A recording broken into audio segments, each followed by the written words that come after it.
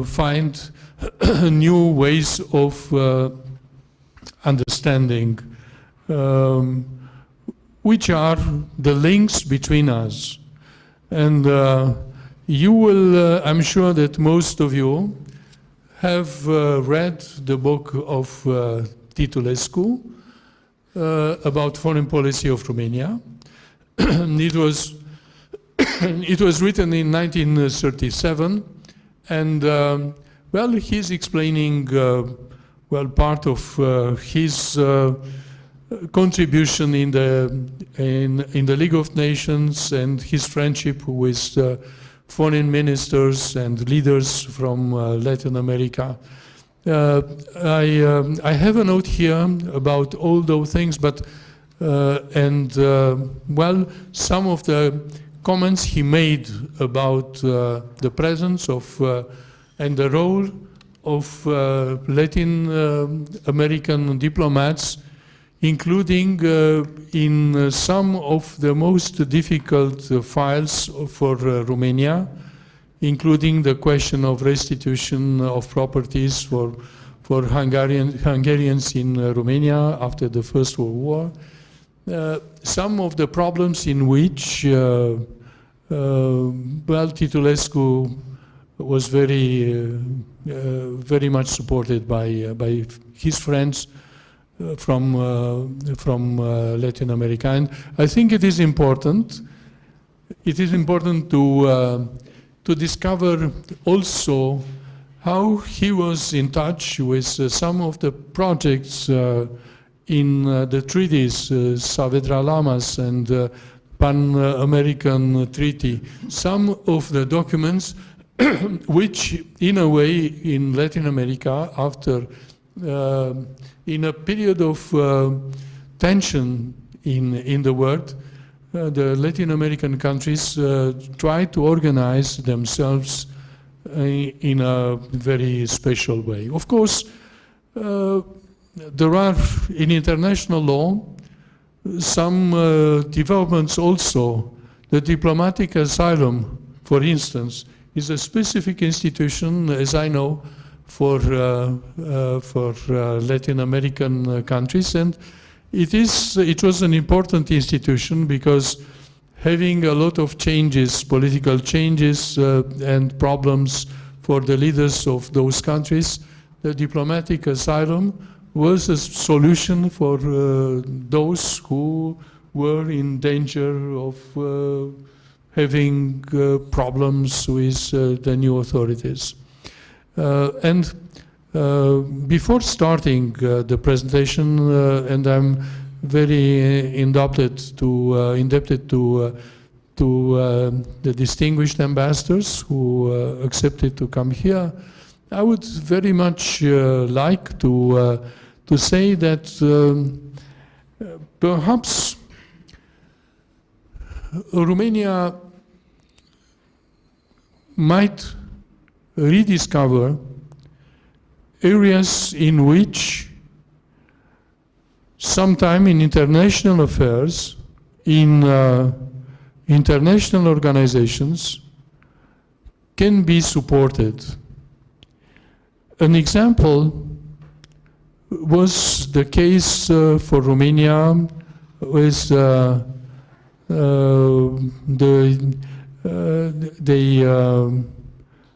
the tentative of becoming a non-permanent member of the Security Council. In some cases in the UN, you need friends. Not only the members of the organizations in which you are party to, European Union, NATO, whatever. The world is developing with new blocks, with new areas, with alternatives in a multipolar way. BRICS is a clear example. So Romania, as a smaller country, needs as many friends as possible.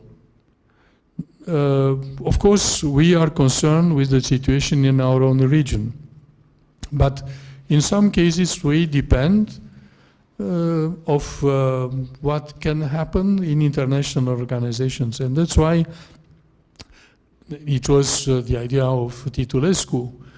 Having colleagues from Latin America was important for him to have the necessary support for various projects in Geneva. So I will stop now. I just wanted to underline the relationship not in bilateral terms between Romania and Latin American countries, with Cuba, with Peru, with Uruguay, and other countries. I mean, you didn't expect us to bring here all the ambassadors of Latin America, and it might have been a very difficult task. But we should continue to have a dialogue with them. But what I was saying is not just the question of analyzing and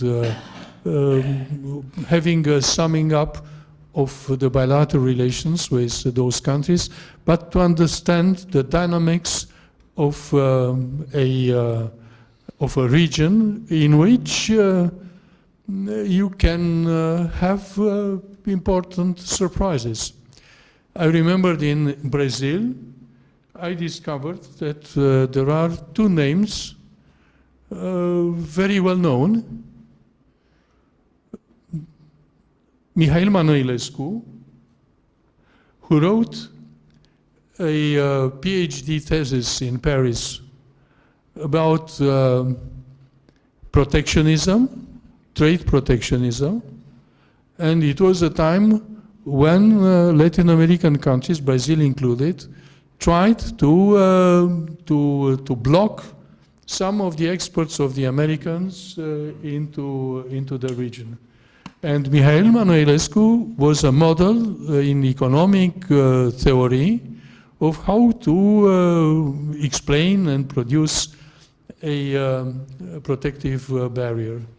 And the second name, I'm sure that you don't imagine, a name that I have found there in discussing with some friends, including with President Lula at that time. Well, he came back, and it was time ago, the first mandate. But he told me that the second name was Tristan Tzara. Well,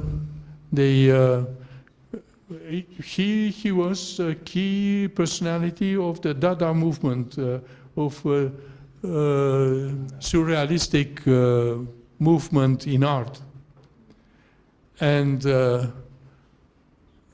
he was, at that time, in the 20s and 30s, a symbol of a fight against the American cosmopolitan culture, trying to invade the area. So I was very surprised to discover those names. I expected other examples of whatever. But that's why I'm sure that things that we can consider as being less important here might be relevant there, and things that are relevant there can be important here. A few months ago, I went to Ecuador, and well, it was an interesting experience. There are a lot of opportunities there. It was, well, also an economic mission, but, and I'm sure that with a political backup, we might have more results. Okay, now I should stop. You came here to listen to our guests, and that's why I'm very glad that I can invite the distinguished ambassador of Cuba to open the debate, and she will explain a few things about her country and the region as a whole. Thank you very much, Ambassador. Please, you have the phone. It is open. It's open? Okay. Welcome, everyone. Thank you so much for being here. First, I'm going to start sharing with you some ideas about the region. As Dean of the GRULAC, I mean the regional group of Latin America here in Romania. First of everything, we would like to express our gratitude to the Titulescu Foundation of Romania, especially to its president, Mr. Adrian Nastase, and our friend Dimitru Preda, for organizing this event, which we see as an initiative to get closer to our beautiful region. Despite the geographical distance between Latin America and the Caribbean and Romania, there are positive reciprocal perceptions between the population and social, cultural, and political actors. Latin America is a region of enormous and diverse cultural, linguistic, and ethnic wealth, which is reflected in the vitality of our societies. It's also a rich region in terms of biodiversity, as demonstrated by the fact that 6 of the 17 countries in the world classified as mega diverse are from our region. We have great challenges, but also great strengths and opportunities to position ourselves as a region of global solutions in areas such as food security, energy security, and biodiversity conservation. The region has success stories and examples that demonstrate that cooperation, dialogue, and consensus building are the keys to promoting these solutions. Our area is very rich in important natural resources. To cite an example, it houses almost 20% of the world's oil reserves, at least 25 of some of the strategic metals, including 47% of the world's lithium reserves, and 36% of copper, and more than 30% of primary forest and fresh water. A large number of foreign direct investments announcements in renewable energies have been concentrated in Latin America, and in recent years, the region has established itself as an attractive market for the development of projects aimed at the energy transition. In 2021, announcements of renewable energy projects reached 20% of the total amount allocated to the region. To accelerate the energy transition in Latin America and the Caribbean, it will be necessary to reinforce and promote investment in the needed infrastructure, and to regulate and harmonize public policies, encourage private sector investments in renewable energies, and stimulate demand. Green hydrogen projects are being promoted in several countries in the region. This is important, since it's estimated that by 2050, green hydrogen will represent 18% of global final energy demand, reduce carbon monoxide emissions by 20% to 25%, generate 2.5 trillion in annual sales, and create more than 30 million jobs worldwide. Despite the above, Latin America and the Caribbean represent only 9% on average of all foreign direct investment announcements in renewable energies made in the world. That is one of our realities. On the other hand, our region is entrepreneurial. Technological innovation and digitalization offer great possibilities to accelerate progress towards inclusive and sustainable development.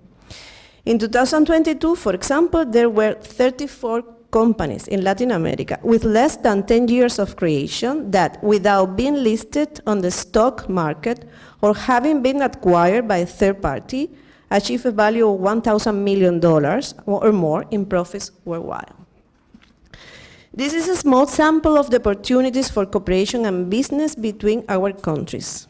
We share languages of common origin. Interest in Romania, for example, in the studies of Spanish and Portuguese, is growing and can generate opportunities for foreign language teachers, publishing houses, audiovisual productions, as well as for other cultural manifestations. Our diplomacy is no longer pure political diplomacy. Both parties have to take advantage of the opportunities offered to us in terms of parliamentary, economic, cultural, and sports diplomacy.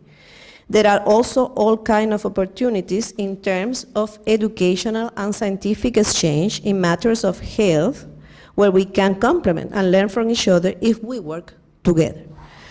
We all recognize the importance of advancing the digital transformation of government so that public institutions not only make life easier for citizens, but also that they act with more efficiency, transparency, and security.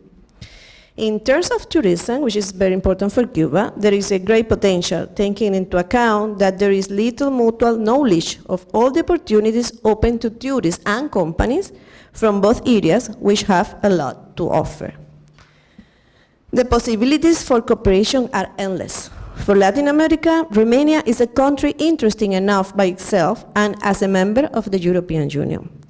We have common ground that can bring our people closer together, and we imagine a shared future of cooperation, both bilaterally and multilaterally, since we share our commitment to multilateralism and international law, peace, and respect. One idea we have been talking about for a while, and that can I bring to you, is the reopening of a House of Latin America and the Caribbean in Bucharest. This institution existed for many years, and we consider it to be an ideal framework to make our region known in your beautiful country.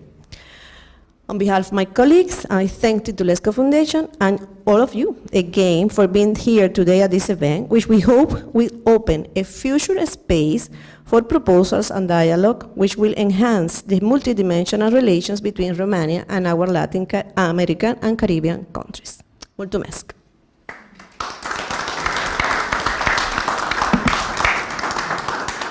Thank you very much, Ambassador. Very interesting presentation of an overall presentation of Latin American region. Well, you think that we should proceed with the other presentation, and then perhaps you should add, well, a few things about the situation in Cuba. Well, then maybe I should invite the ambassador of Peru to, no, sorry, it's up to you to decide. You, maybe the ambassador of Uruguay perhaps, and then Peru, sorry. Thank you, Mr. President Nastase. Distinguished audience, I thank you very much for this opportunity to address some important personalities of this institute and to have the opportunity to speak just a little bit about Uruguay. Is it open? Yes. Okay. I think this will be, I hope, just a first contact with the Institute and its members. I haven't prepared a paper on this occasion, so I hope that, as His Excellency Nastase just mentioned to me, next year, being the bicentennial of our independence, and also 90 years of since the establishment of diplomatic relations with Romania in 1925. I hope to have the opportunity to come back to this prestigious house and give a more detailed approach of our bilateral relations. I would like to take this opportunity to mention a couple of things, a couple of remarks. Briefly, first, in Uruguay we had also on Sunday presidential elections. As you may know, it's been in the news. Every 5 years we have presidential elections. It's a presidential system of government that we have in Uruguay. We don't have prime minister, so all the executive power is in the hands of the president.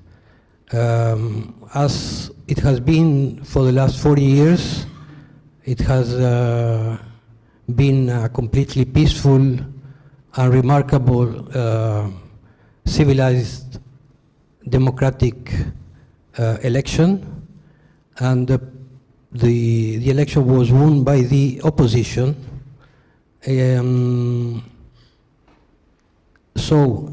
Beginning on 1st of March next year, there will be a change of government from the present center-right coalition. the power will be transferred to the center-left coalition, represented by what is called the Frente Amplio, the broad front. This is not unexpected.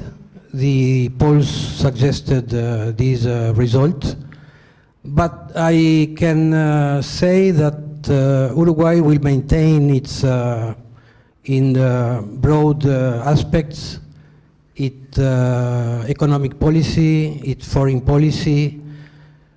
Of course, next government will have to deal with a parliament that is not controlled by the government, so they will have to make deals in order to approve new legislation. And we are used to bargaining, and to the politicians in Uruguay are ready to make deals with the government and the opposition. So if we start a next period for the next 5 years, and I hope that the next government will try to even improve the excellent relations we have with Romania. As I said before, in 1935 we established diplomatic ties with Romania. And the funny thing is that the first official delegation that went to Uruguay from Romania was not a diplomatic or political delegation, it was a football delegation. It was a national team of football that participated in the first FIFA World Cup in Montevideo. Maybe the older generations here remember about that. It marked a profound sentiment in Uruguay that Romania, as a small country, relatively small country in Europe, had the courage to go to a far out place after a month of ship voyage around across the Atlantic Ocean, together with the Yugoslav national team. They arrived in Uruguay, and there were just 4 European countries represented. It was France, Belgium, Romania, and Yugoslavia. So we have a deep sentiment towards Romania that participated in this first World Cup. As you may know, nowadays, we keep a very strong sports relationship with Romania, but now it's in rugby.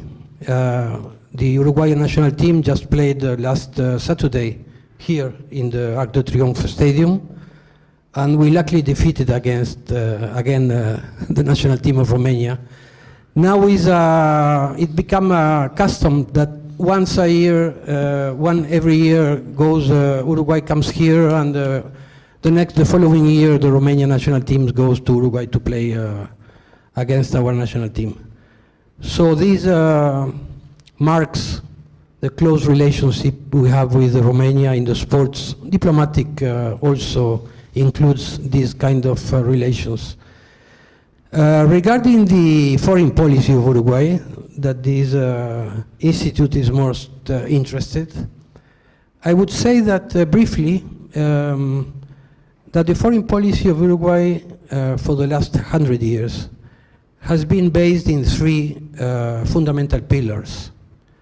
First of all is absolutely respect for the international law and a world rule-based order. Example of it is we had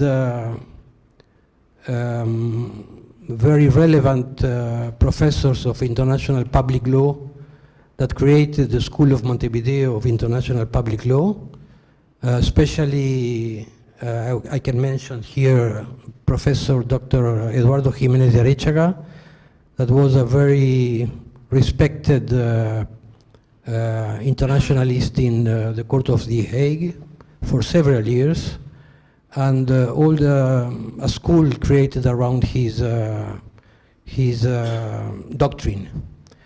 Secondly, I would mention that Uruguay is a staunch supporter, has been and will be, of multilateral organizations that are now a little bit in decay, I would say, including the World Trade Organization, the United Nations, the Security Council, etc.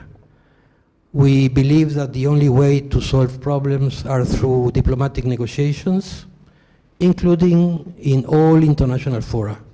Uruguay will be always on the side of multilateral organizations. Thirdly, I would like to mention that Uruguay is a strong supporter of Latin American integration.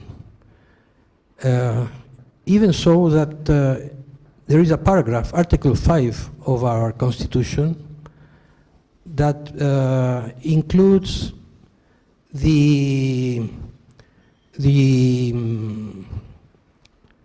goal of having in Latin America social and economic integration. This is included in our constitution. I believe it's the only country in Latin America that has this provision in its constitution, in its basic law. Article 5 of the Constitution of Uruguay. I would like to explain and to have more time to develop all these ideas, and I thank again President Nastase for this opportunity, and looking forward for, as you said, maybe next year to have a longer time to express all more on detail the foreign policy, and even so more the next government priorities to this distinguished audience. Thank you very much.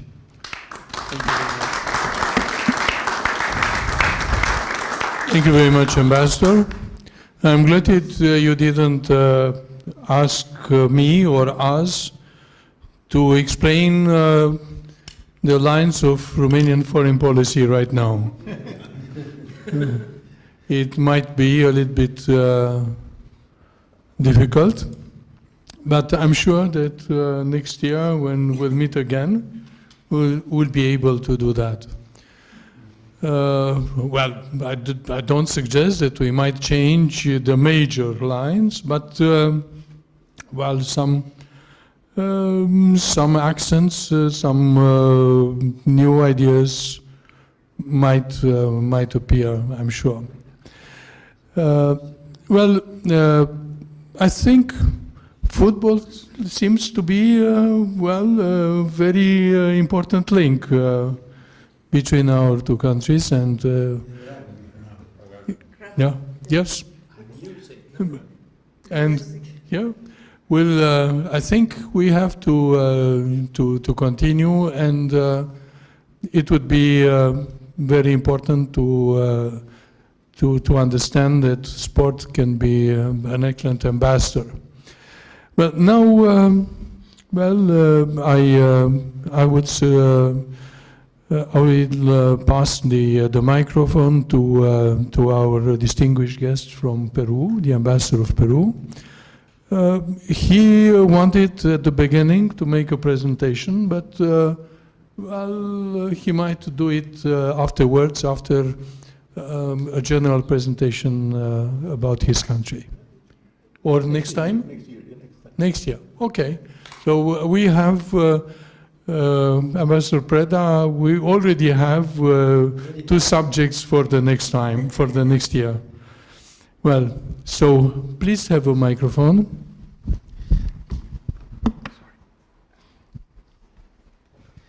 Thank you very much to the Foundation Titulescu and to its director, Adrian Nastase. Nastase, for me, was a famous name because it was a tennis player. Ilya Nastase, good tennis player. Mr. Preta, for the invitation, and the audience for the interest in Latin America. I would like to say some things about Latin America. No? Latin America is a very unique region. No? The continent is America. The region, our sub-region, is Latin America. We are very similar and we are very different. People think we are all the same. No, it's like Asians. They think Asians are all the same. No, they think Latin Americans are all the same. I remember I was ambassador in Thailand, and I was in a reception, and somebody came here, came to us. We were Latin American ambassadors talking, and this person asked me, do you realize who is who from what country, you know, when you're together? And for us, it's very obvious, no? And in that sense, for example, Cuba and Uruguay are two Atlantic countries, no? But very different countries at the same time, even though they are Atlantic. We are Pacific, and even more different, no? Because in South America, we have our great wall, that's the Andes, that divides west from east, no? Atlantic from Pacific. Therefore, it's been impossible for us, for example, to create an infrastructure between both oceans until now. So, and it's not because we are lazy or lack initiative. It's because our geography is very hard. And but on the other hand, we are very close because we speak the same language, except for Brazil, but it's Portuguese, it's very close. Portuguese arrived in America at the same time, more or less a little bit afterwards, of the Spaniards. And we believe we are so similar because we speak the same language, because we were colonized by Spain. At the beginning, there were two viceroyalties, Mexico and Peru. So that made us feel that integration was easy, no? And integration has been a very hard task, still now, no?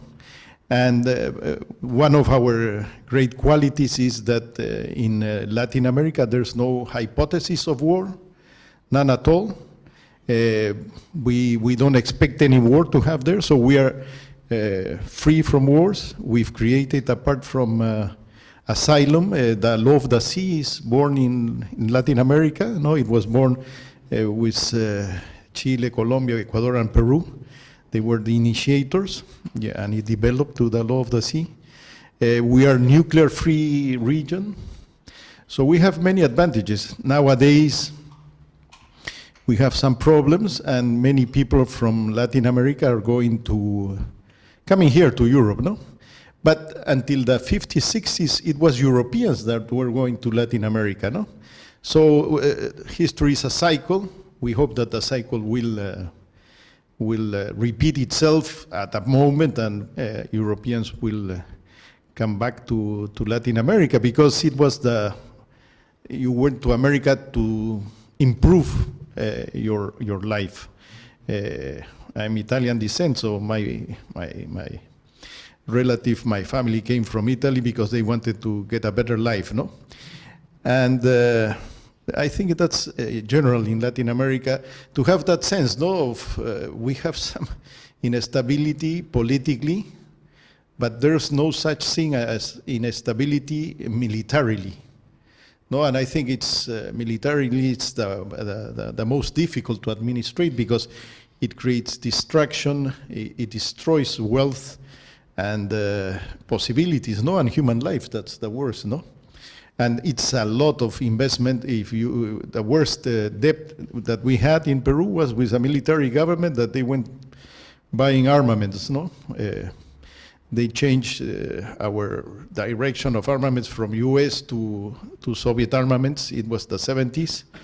And, but from then on, we've been a, let's say, non-aligned country, because we have, in Peru, for example, 10% of the population has Asian roots. So our relations with Asia, with China, Japan, Korea, and the East Asian countries are very strong. China is our first trade partner, US is second. China has recently inaugurated a port in Peru. That's the third deep water port in the Pacific of America. The two others are in US, Long Beach, and in Mexico, Manzanillo, and now in Peru, Chancay, that will cut the time of shipping by 12 to 15 days. And it's expected to be a hub, so that's in between 60 and 70% of the port will be used by foreign products, no? For foreign merchandise, not Peruvian necessarily. So will become a hub That's very important for us.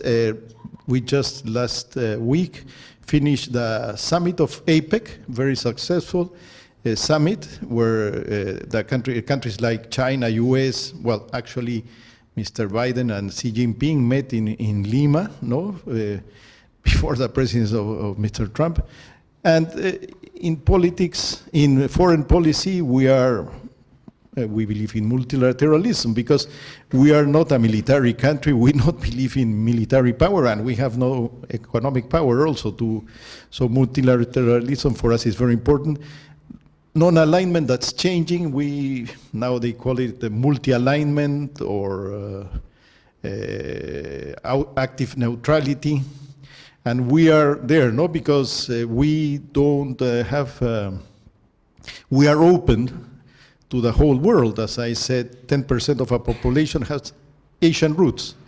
In Peru, we have some Chinese words that we use, especially for food, For example, ginger, it's in Spanish it's jengibre. We don't call it jengibre, we call it quion, and quion is the Chinese word for ginger, And other words, we never say Chinese restaurant, we say chifa. Chifa is to eat in Chinese, So we have these deep roots that project us to the Pacific and also to America. So our trade relations are more or less equilibrated with Europe, Asia, North America, and Latin America, more or less the same, A quarter to each region, more or less, not exactly, obviously, Our stability is very high. We have 2% inflation. We'll grow this year 3.2%. Our reserves are more than double of our debt. Our debt is very low. It's 35% more or less of our GDP. So even though we have some political instability, we know about that. Our economy is very solid, and that's one reason why 1.5 million Venezuelans have migrated to Peru, even though Peru obviously is not Switzerland, And they came to Peru because they had a stable economy that could help them improve their life. I think in general terms, and the other thing is, Peru is a very proud country. I was in this pre-Columbian trade routes. It's a very proud country because we are one of the original cultures. The Andean culture is one of the original cultures in the world. So our history goes back many years. In the next presentation about Peru, I can explain a little bit more about that, what that means in terms of our history and what our identity. But so we are, the Incas had this genius, I think greater than the Romans, to build the Inca roads. And why greater than the Romans? Because the geography of Peru with the Andes is much more complicated than the geography of Europe with the Alps or the other chain of mountains. So they had this wonderful way of developing in Latin America, in the Andean region. So we are inheritors of that. Then came the conquest and, then the Republic. And the other thing is that I used to say when I was consul in Milan to other Europeans in Italy that we are all Americans, And they used to look at me like, you're Peruvian, And America is America, And I used to tell them, the independence of America, of US, was 1776. And the independence of Peru, that was the last country to be independent, 1824. It's like 50 years, more or less. So it's a process. It was a process. We are all, Europeans arrived more or less at the same time. And I told me, you believe you are Europeans and you speak Finnish and Greek and German and English and you speak so many different languages. We speak basically 4 languages, English, French, Portuguese, and Spanish. So we are much more similar than what you believe. And the other thing is we are multi-ethnic. No? All countries in America are multi-ethnic. So in America, even though there is racism, it really doesn't make sense in social terms, no? Nor in historical terms. Well, that's a very general overview of Latin America and Peru. Thank you.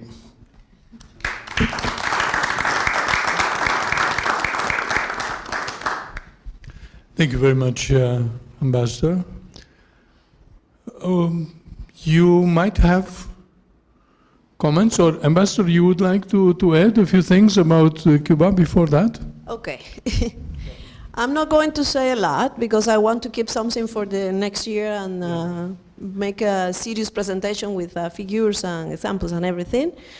I just have to say that Cuba is a beautiful island. You have to visit to understand us, because sometimes not even us understand ourselves.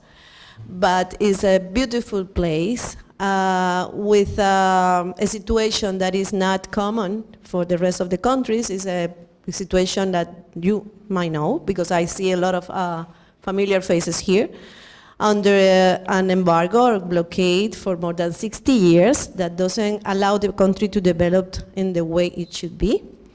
Not only that, affects our economy. Also, we are very well located. You know, that's I believe the most important reason for all the problems that we have, politically and everything. But also we are hit every year by hurricanes. This year in 1 month we were affected by 2 hurricanes and 1 earthquake, which is not that common in Cuba, but it was, and it was strong. So the situation, the economy situation right now is not the one that we love to have, but we are working to get out of that situation that the pandemic also put us in that position, because as you may know, tourism is the main industry for Cuba, and during pandemic it was completely zero, so we have to live with our reserves, and it was really complicated. I'm not going to go deeper on that because there's a lot of things to say, but also I want to say that with Romania, next year we're going to have the celebration of 65 years of establishing the diplomatic relations, and before that were before establishing the diplomatic relations, there were already contacts between delegations, economy delegations and everything. But the year that was established the relations is the one that we're going, the anniversary was that we are going to celebrate next year. We have, right now with Romania, not a great economy exchange, also some rum, some cigars, and some coal, but that's it so far. But we're working to improve that situation in tourism. This year, one travel agency open representation in Cuba, Eturia, and the tourism, I believe, is going to be growing in the next months. And we have several agreements, memorandums signed between both countries. One is on health, that we have to make it work because it was signed in 2022. And in education, we have a lot of students here in Romania, Cuban students, and a very successful program of PhD at the University of Transylvania with more than 30 students right now from different areas, doctors, musicians, economists, architects, engineers, everything is there. So I'm very energetic guys and ladies. And also in the cultural exchange, we are trying to promote that. The embassy in Cuba also is a good thing that we have embassies in both countries, and we work together in the multilateral forums also, which is very important. As my colleagues mentioned, Cuba is also defending the ideas of the diplomacy, talking and negotiating is the best way to solve the problems. We have a political mechanism of exchange with Romania, the dialogue. And the last meeting was held last year here in Romania. I believe next year is going to be in Cuba, and that works very well. But we have to improve the situation.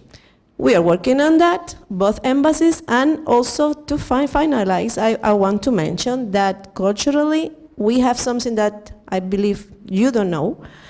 There was a Romanian artist that developed his work in Cuba, and he already passed away, unfortunately. His name is Sandu Darie, and we are working to bring some pieces of his work to make an exhibition here in Romania, because in Romania his work has never been exhibited. He's an artist, a Romanian artist that works in Cuba mainly. His whole life he lives in Cuba and died in Cuba, and is not known in Romania. So that's something we have to fix, and we are working on that. That's for now, because I believe for Cuba, I'm talking to Cuba, I understand Cuba, it requires a lot of time, more time, and a serious presentation for you. Thank you. Thank you. Well, I was very glad I was able to visit Cuba as a tourist some years ago. It was a splendid experience. Not only Valedón, but Havana, a place which is out of time. For tourists, it's special. I'm not sure for the people living there, but well, it's a fantastic place with fantastic buildings, colorful, and the cars, the old-fashioned cars, which are all the time repaired.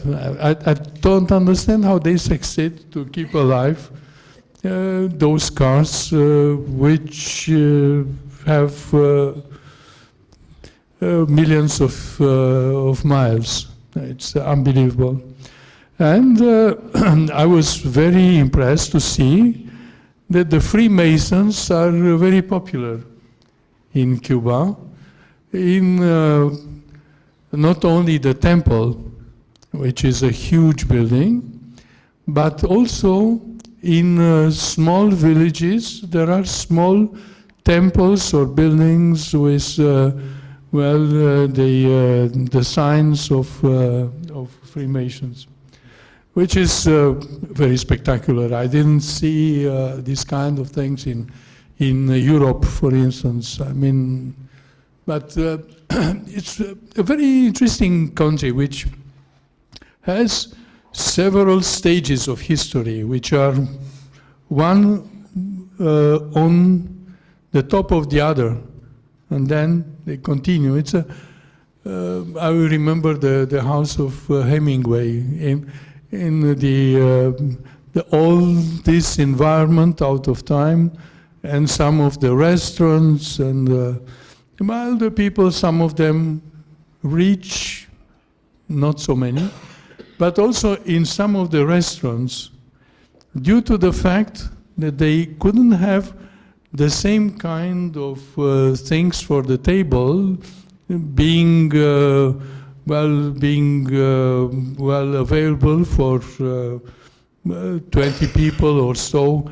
You have a very interesting design in which various glasses or plates are from various places, and it's a combination of colors or whatever.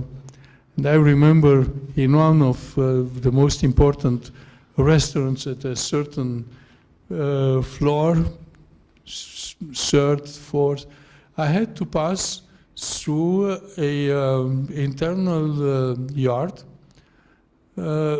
and there were some young women with a few things which were recently washed and put on.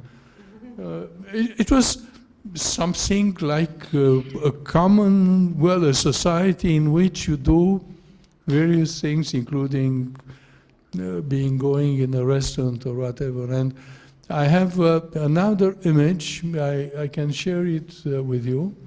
It was a festival of the book or something like that. Yeah, the book festival. And I've never seen such a a desire of young people to get there. It was a queue of, perhaps several hundred meters long. Unbelievable. It's clear, a society which has a lot of dignity, but which is suffering because of the blockade and, supporting with more or less enthusiasm, the government. I don't want to judge, it's not up to me. The people there know that just across the water, there will be people ready to come like sharks for the old buildings, old properties. I went to a place which was a huge hotel. Havana was a place where various mafia people from the United States used to come, and for casinos and different things. And in that hotel, the rooms were identified with the names of famous mafia people from the time. This is only to invite you to suggest that you should go there as tourists. So I do it for free, but I think it was one of the most fantastic visits that I made. So don't hesitate to go. Of course, traveling there is not very easy, but it's worth going there. Okay, now if you have comments,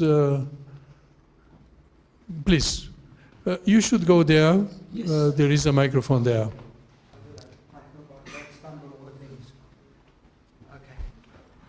Mr. President, thank you very much for this opportunity to meet their excellencies and to listen to sharing their opinion about their countries, about their region, which is very promising for someone who is so far away.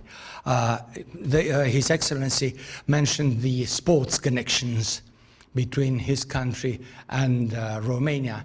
I would like to add to that the music relations. When I was a teenager, there was a group, I think it was from Paraguay or Uruguay, Juan Alberto del Paraná.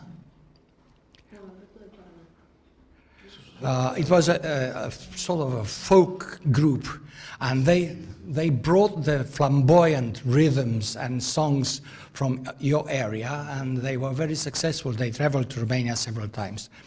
I have a question for you, Madam Ambassador. I was wondering, what are the relations of your country with Africa, especially with Western Africa? Because your government has been a major actor in that area during times of conflict, during the Cold War. And now in the Sahel there is a new gap, a new problem, because the French and the Americans were kicked out by Mali, Niger and Burkina Faso. A small group of mercenaries from Russia are trying to take over, and I was wondering if your government is intending to give a hand to fill the gap which is being happening now with these changes in that area. Thank you very much. Cuba has a very good relationship with Africa, as you mentioned in the past and right now.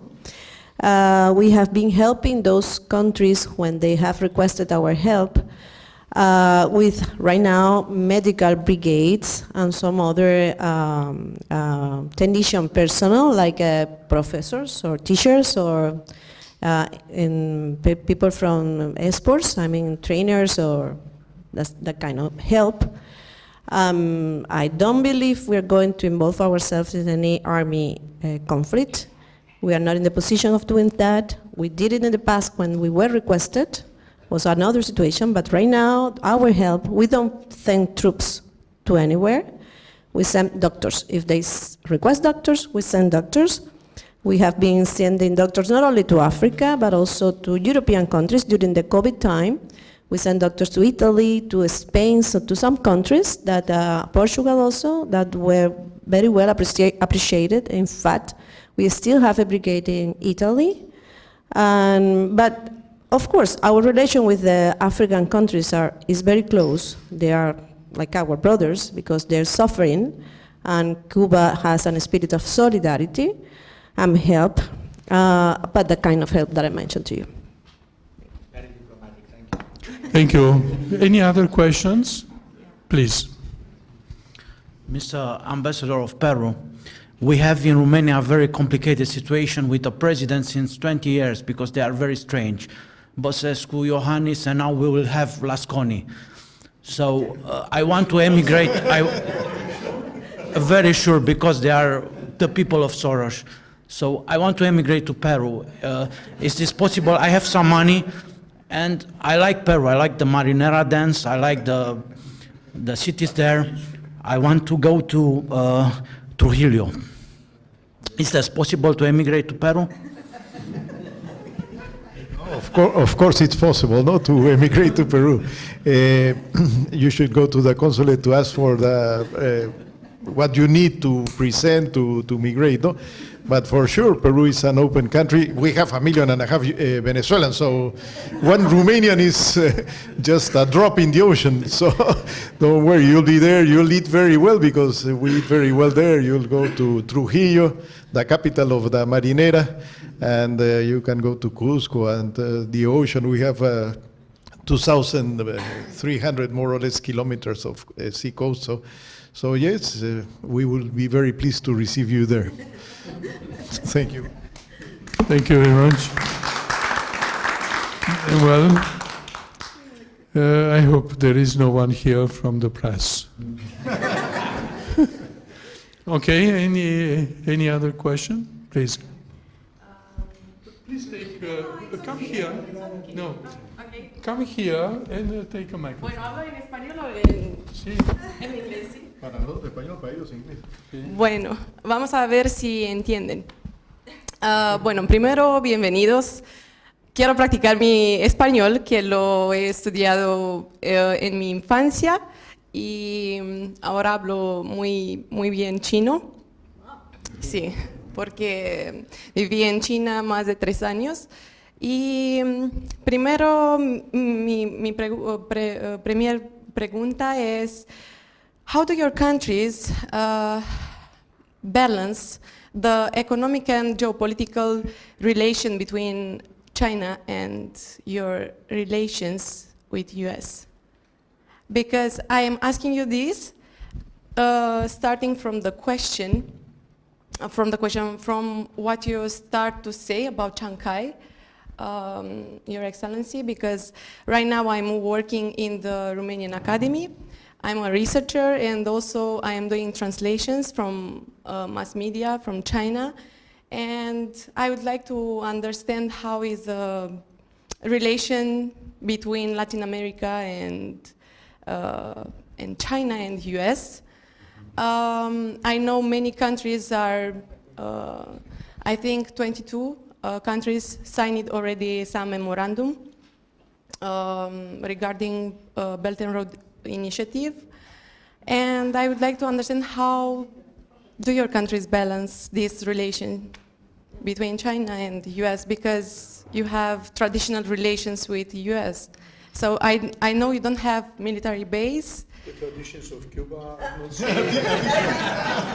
I'm going to answer first because I have not very complicated answer for you. We don't have anything to balance because right now we don't have anything to balance because right now we have relations with the States since 2014. Diplomatic relations were established during Obama time, but in fact it doesn't work because an ambassador has been nominated and we have been facing the hostility of the government of the United States all the time. So for us, the important relation here is China. China is a very important country, is a very important relation for Cuba, and is the one that is advancing, is not the one with the States. So it's different for them because they have a different relation with the States, but for us, so far, it's not that complicated.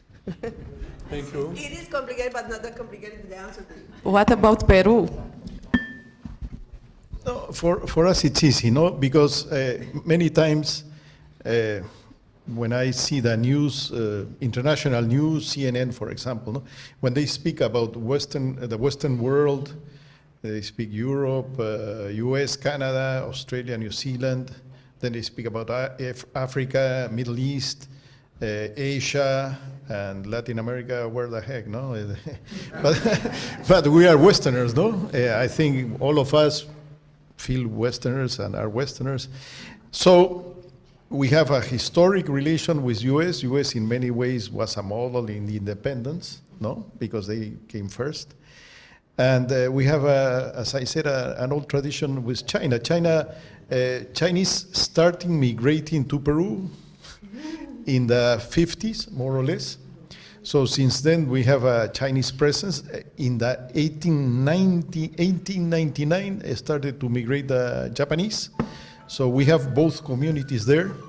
And strong links. If you go to Lima, you'll find Chinese restaurants. I have been in Lima this year. Well, you see Chinese people and Japanese people, and they are Peruvians. And the difference, for example, in Southeast Asia, you see a Chinese and he'll speak Chinese. You see a Japanese and he'll speak Japanese, and you see a Japanese Peruvian, he won't speak Japanese. Chinese Peruvian won't speak Chinese. So sometimes there's, some problems. For example, in the Second World War, because of our Japanese community, Americans were very worried because of Pearl Harbor. So we did something terrible. We expelled some Japanese people to US to be incarcerated. No, some returned, some didn't want to return. But relations until now have been very balanced because we have that natural projections towards Asia. For us, it's unavoidable. We are members of APEC. Peru was the initiator of a grouping called the Pacific Alliance. That's Mexico, Colombia, Chile, and Peru. So we are there. We cannot avoid it, no? And it's impossible. And our relations with China are economical. I know. So they are not a security risk. Even though now one person that's close to Mr. Trump said, we have to put tariff to the exports from Shanghai, 25%, no? But I don't think many things will go to US, so they'll go to China or to Asia. So I don't think there'll be problem. Let's see what happens, no, in the future. But right now we have excellent relations with both countries. One is our first trade partner, China. One is our second trade partner, US. So we are happy with the relations, open relations with both. Well, I think the question was, the real question was, are the Americans happy that the Chinese made Exactly. a deep water harbor in Peru? They were happy? No, they were not happy, but they didn't invest. No, the thing was that I talked to the person that was the promoter of this. Well, no, he wasn't actually, because it was first, this was a port from a fishing port, a small port from the state, no? And when they sold things, this ex-admiral, Peruvian admiral, bought, and he was the one that realized that this was a deep water port with great possibilities. So this person, that he's a businessman, went around the world. No? He knocked doors in US, Europe, China, and the doors that were open for him was China. And we have another possibility of a deep water port in the south. So this is center Peru, more or less. The other one is south of Peru. But I think they say, well, if Americans want to do it, they can invest there. But it's very hard to have two ports, deep water ports in Peru. No, it doesn't make sense. We have this would be the third in all of the coast, the Pacific coast of America. So the second one, no, they are saying that Americans are going to invest in the north of Peru for aerospatial projects. I don't know. So, and we have military weapons now, not from Russia also, but from Holland, from England, from Germany, so we are from Italy, so we are very diverse. And for me, one thing I said at the beginning that's very important, we are not a hypothetic, we have no hypothesis of war. And, you know, when I mentioned that Japanese that were expelled from Peru, it made very little sense, really, no? The risks that the Chinese were creating for the Americans in Peru was absurd. So maybe, yes, I think there's a little bit of, you know, worry in U.S., but at the end, I don't think that will materialize. No, they express it sometimes, but it's not too heavy. In Latin America, fortunately, we never had Vietnam or Yemen or Syria, or, where all the powers went and fought for a strategic. We are far away. Latin America, South America especially, if it's far away from all strategic interests. So for us, that's a benefit, no? Yes. And that makes us more autonomous, gives us greater margins of action, no, and independence, let's say, no. Thank you. Thank you. Would you like to add something on China and Uruguay? Okay, thank you. First of all, congratulations. I lived for more than 5 years in Beijing and I couldn't learn Putonghua. Really? Amazing, amazing. Regarding your question, Uruguay has excellent relations both with China and the United States. And we even wish to have better relations, economically speaking, because Uruguay, as a small country, needs to have open markets abroad. And we need to receive foreign direct investment in order to grow economically. As you know, the United States has a protectionist commercial policy that even will be more protectionist, I believe, in the next few years under Trump. But historically, even the Democratic Party has a protectionist commercial policy. Even though we have an agreement with the states for facilitating trade and investment that works very well. But with China, we signed last year, President Lacalle was in Beijing on an official visit, and we upgraded our bilateral relations with Beijing from a strategic partnership to they call it a deep or integral strategic partnership.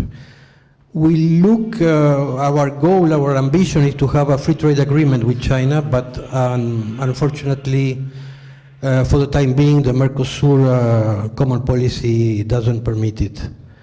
But we have, today, China is our first foreign market, and the United States is the fourth after European Union and Brazil, or Brazil and the European Union, depending the year. United States is the fourth foreign market. Uruguay needs absolutely to have more free trade agreements because we produce food for 30 million people. We are just 3.5 million.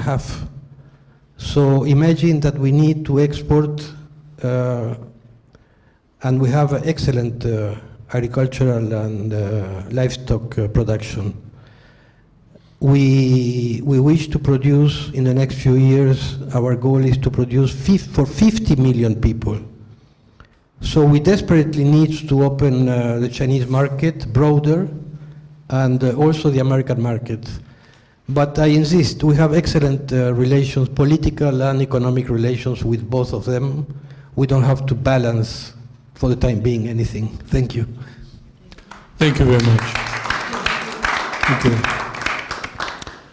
Okay, I think that's all for today. Sorry, Ambassador. Please take a microphone. Very short words. First, the richest side of your Latin America are people and their solidarity. The culture is another element very important, the language.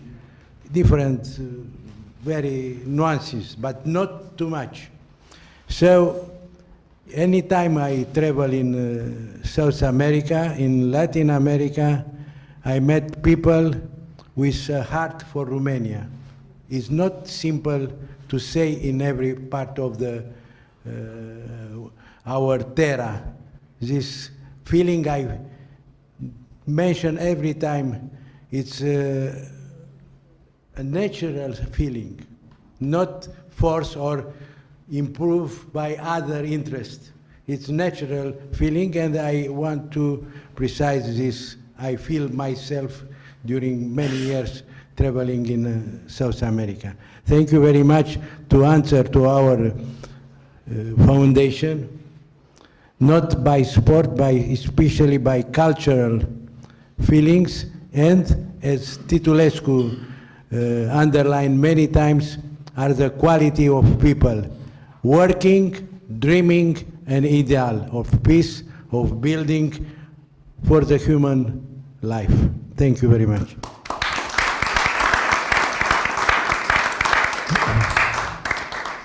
Thank you very much.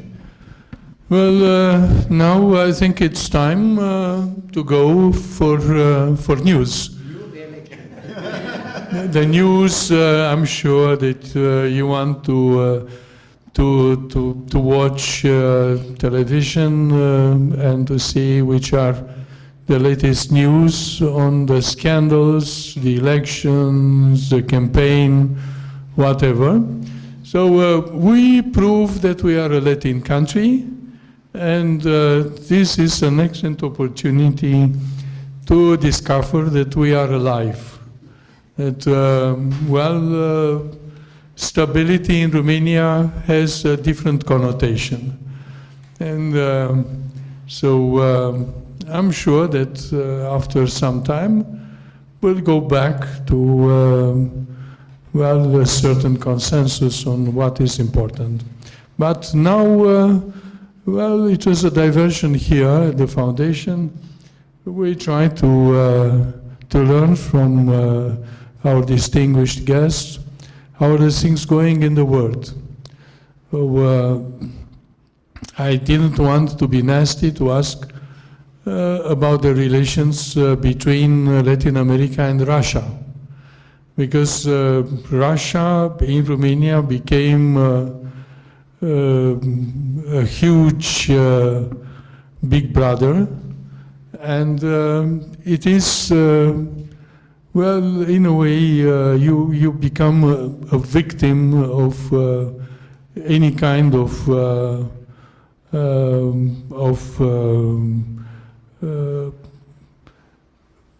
people trying to consider that at the east of Romania there is nothing. In my opinion, we have to be aware that we might have neighbors at the east also after the end of the war. So this doesn't mean that we have to decide right now which one of the final candidate is better for president in Romania. But I'm sure that our dialogues here, our readings, our information will help each of us to make a good decision, not only on the presidential campaign, but also on parliamentary elections. So now I'm sure that he will accept to come next week when we'll have a debate on human rights. In fact, a huge manual of human rights recently published, and I'm sure that you would like to understand what is new in this era. And I'm sure that you will discover that what we call universal human rights are no more universal, are very often fragmented in various regions, and having some general values, of course, but in terms of protection, you have various rules. The age for marriage for girls, for instance, is not the same all over the world. And there are a lot of other examples. We'll discuss about that, not about the age of the girls, but on the general theory of human rights. And well, if this is still a subject internationally, or if we move to the question of minorities, while the persons belonging to minorities, this is also part of the philosophy of human rights in general. But, well, I don't want to disclose too much of the debate that we might have with Professor Nicolae Voiculescu, who is a former diplomat and, well, a very important professor of international law. So we'll see each other on the 3rd or 4th, când ne vedem în decembrie? 4th of December. Okay, so thank you very much for today. Please have a nice time until next Wednesday. Okay, thank you.